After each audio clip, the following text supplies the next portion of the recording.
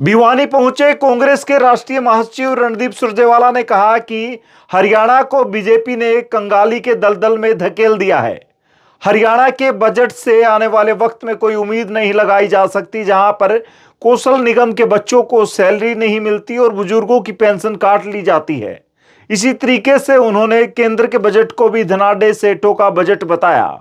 इसके साथ साथ जब हरियाणा के किसानों के या फिर हिंदुस्तान के किसानों के सवाल पर पूछा गया उनसे, तो वो बोले कि ट्रेड डील जो हुई है वो आने वाले वक्त में कृषि क्षेत्र को आघात पहुंचाने वाली है। फिलहाल वो भिवानी में अपने एक समर्थक के पिताजी की मृत्यु पर शोक प्रकट करने के लिए पहुंचे थे।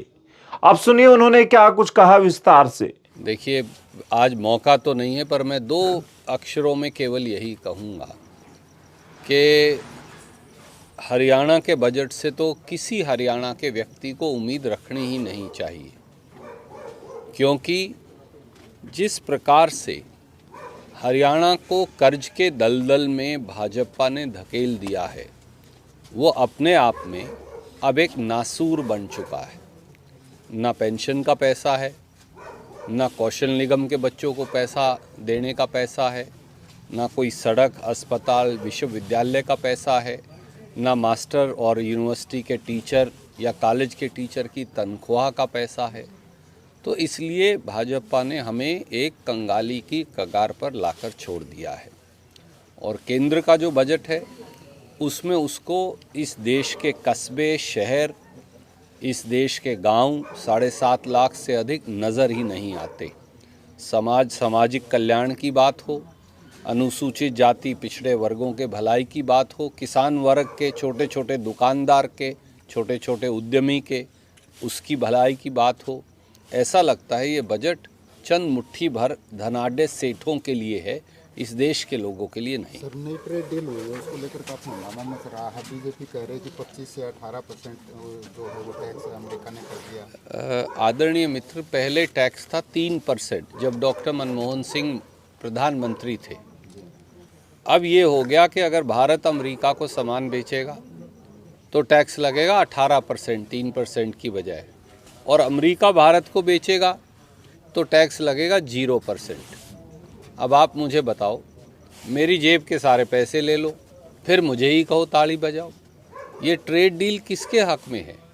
और अब विदेश का मक्का, सोयाबीन, कपास, इस पूरे दक्षिणी हरियाणा में तो ये बहुत महत्वपूर्ण है, और उसके साथ साथ सारे फल, सेब, सब्जी, अखरोट, बादाम, पिस्ता और अन्य क्या क्या चीज़ें आएंगी, क्या दूध के पाउडर का, और उसके साथ साथ जो पनीर, चीज़, इन सारे अगर उत्पादों का आयात भी अगर हिंदुस्तान में हुआ तो हमारा किसान किस दोराहे जाएगा और कहाँ खड़ा होगा। और एक और बात, उस समझौते के बिंदु 6 में ये भी लिख दिया कि जो नॉन टैरिफ ट्रेड बैरियर हैं उन्हें हटाएंगे। वो क्या होते हैं? कई बार अंग्रेज़ी पढ़ने से पल्ले नहीं पड़ती बात। नॉन टैरिफ ट्रेड बैरियर किसान को दी जाने वाली थोड़ी सी सब्सिडी है जो हमें मिलती है। इसका मतलब ये समझौता भी हुआ कि हिंदुस्तान के किसान से सारी सब्सिडी भाजपा की सरकार वापस लेगी।